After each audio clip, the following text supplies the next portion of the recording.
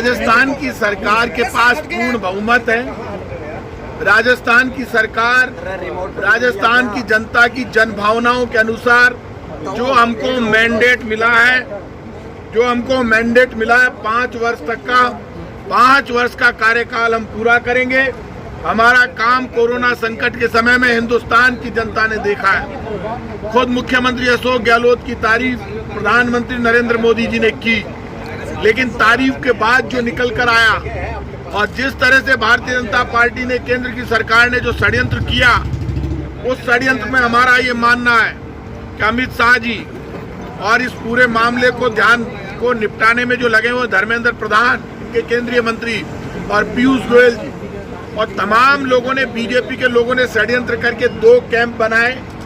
एक कैंप में तो हमारे कांग्रेस के कुछ साथियों को वहां रखा गया, एक कैंप और है, वहां पर दूसरे एमएलए जो निर्दलीय, उनके लिए व्यवस्था की गई, वहां से उनको निकलने नहीं दिया जा रहा। आपको कैंप करना था, बीजेपी को तो जयपुर में करते ना, आपने हरियाणा की पुलिस के दम पर, हरियाणा की सरकार के दम पर आपने वहां पर कैंप किया।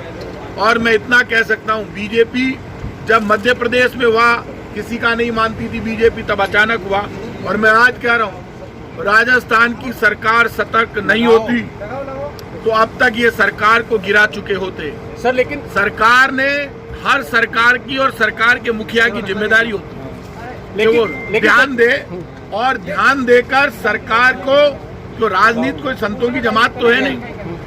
अब आप मुझे ये बताइए कि बीजेपी इस षड्यंत्र में शामिल नहीं है, तो फिर इनकम टैक्स के छापे इस घटना से पहले तो कभी नहीं पड़े।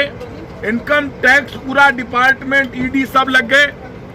इनकम टैक्स, ईडी, सीबीआई जब मैदान में उतर जाए तब समझ जाना चाहिए केंद्र सरकार के इशारे पर सरकार को गिराने की साजिश हो रही है।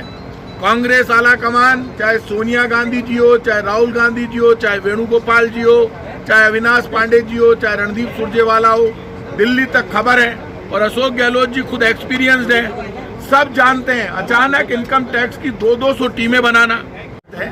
सचिन पायलट साहब हमारे राजस्थान प्रदेश कांग्रेस के अध्यक्ष कल तक थे, कल ही निकाला गया। आप मुझे ये बताइए, पायलट साहब पार्टी से बाहर जाए तो क्या दुख नहीं होता?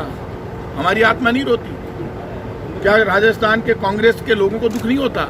सबको दुख होता है। कल अशोक गहलोत जी ने क्या कहा कि मजबूरी में ये कदम उठाया गया। क्यों कहा? क्योंकि बार बार कांग्रेस आला कमान कह रहा है विधायक दल की मीटिंग में आइए, दिल्ली एआईसीसी के ऑफिस में उन 18 लोगों को लेकर जाते, या 15 लोग, 14 लोग, 2 लोग, 1 लोग अकेले जाते, जाकर सोनिया गांधी जी से मिलते, राहुल गांधी जी से मिलते, अविनाश पांडे जी से, वेणुगोपाल जी से, या यहाँ मैसेज कर देते कि प्रदेश कांग्रेस के अध्यक्ष भाई 4 दिन बाद मीटिंग करना, मैं आ रहा हूँ, वही फैसला करेंगे तो झगड़ा खत्म। सर लेकिन अभी नोटिस जो सर्व किया है उससे तो आप लोग जो कह रहे हैं कि दर्द होगा, तकलीफ होगा, तो फिर नोटिस क्यों सर्व कर दिया आप लोगों ने? एक बात मेरे समझ में नहीं आ रही, पार्टी सिस्टम, विधानसभा, कांग्रेस पार्टी का एक संविधान बना हुआ है, रूल्स रेगुलेशन है। प्रताप सिंह खाचरियावास को बार बार पार्टी नोटिस दे कि आप कैबिनेट मिनिस्टर हैं, जयपुर के अध्यक्ष हैं, अब तो मैं नहीं हूं क्योंकि सब भंग हो गए, आप आइए जवाब दीजिए। मैं फोन करके कहूंगा कि साहब मेरे है ना जो टांग में दर्द हो रहा है और मेरे घर में गांव में खाचरियावास में कोई काम है, 4 दिन बाद आऊंगा, तब तो माना जाएगा। और मैं बताऊं ही नहीं तो मेरे खिलाफ कार्रवाई होगी ना। पार्टी सिस्टम रूल्स रेगुलेशन से चलता है, इस बात को समझना पड़ेगा। मैं उनका कम खास आदमी, लेकिन मैं पंजे के निशान पर जीत कर आया हूं। ये हाथ का निशान सोनिया गांधी जिसकी राष्ट्रीय अध्यक्ष है और जिस पार्टी का अपना एक इतिहास रहा है, महात्मा गांधी, पंडित जवाहरलाल